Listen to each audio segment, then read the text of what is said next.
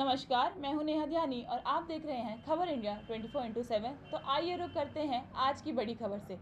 देहरादून में फिर एक बार अतिक्रमण को लेकर कार्रवाई शुरू हो चुकी है। वहीं दूसरी तरफ सियासी पारा आसमान छूता नजर आ रहा है। तो आइए देखते हैं आज की स्पेशल रिपोर्ट। देहरादून शहर को एक बार फिर अतिक्रमण मुक्त बनाने की कार्रवाई शुरू हो रही है। हाईकोर्ट के आदेश पर प्रशासन ने देहरादून की सड़कों से अतिक्रमण हटाने की कवायद शुरू कर दी। मंगलवार को नगर निगम और लोक निर्माण विभाग की टीम ने देहरादून के अलग अलग क्षेत्र में पहुंचकर सड़क पर हुए अवैध निर्माणों को जेसीबी से ध्वस्त कर दिया। ये आरोप तो लगते रहते हैं जब अतिक्रमण अभियान चलता है, लेकिन अतिक्रमण अभियान चलाने का उचित समय नहीं है।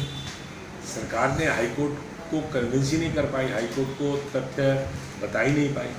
अगर हाईकोर्ट को कन्विंस किया होता, ठीक से पैरवी की होती, तो ये कोरोना काल है। 20 लोगों की मौत कल हुई, 15 लोगों की मौत परसों हुई, 18 लोगों की मौत 3 दिन पहले हुई, 14 लोगों की मौत 4 दिन पहले हुई।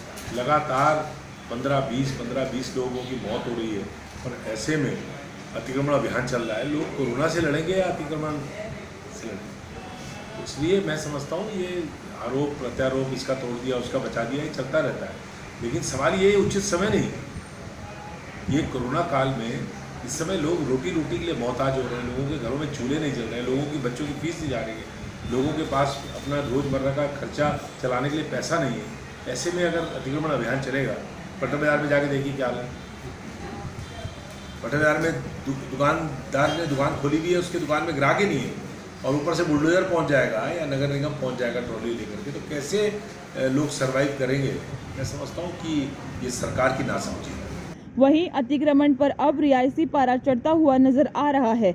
उत्तराखंड क्रांति दल ने अतिक्रमण को लेकर राज्य सरकार पर सीधा निशाना साधते हुए कहा कि सत्ता में ऊंची पकड़ वाले अवैध निर्माणधारियों को मोहलत देकर छोड़ा जा रहा है।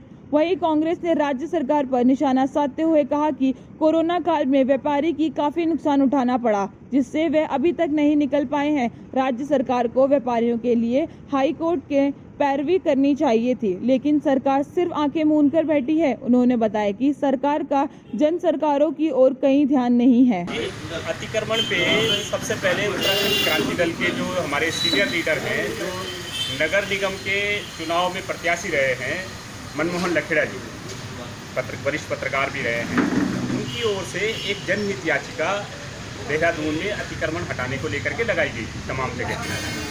हाई कोर्ट ने इसका संज्ञान लिया था जनहित याचिका का, और सख्त निर्देश जारी किए थे कि ये जो अतिक्रमण है ये हटा दिए जाए।